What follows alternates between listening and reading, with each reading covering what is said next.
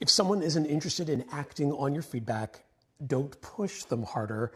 Take a hard look at your approach. When feedback turns into, here's what I think you should do, and here's why I think you should agree with me, people aren't likely to buy in. If you want to make your feedback more persuasive, stop telling and selling.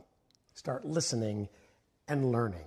And here's one question that will make your feedback instantly irresistible. So what do you think we should do next?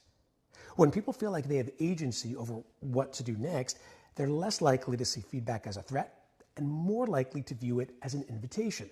Now, this isn't about surrendering your power or your point of view. It's about seeking input and ideas from the person most responsible for the action. Them, not us. And when we make feedback about them and not us, then our message can have more impact.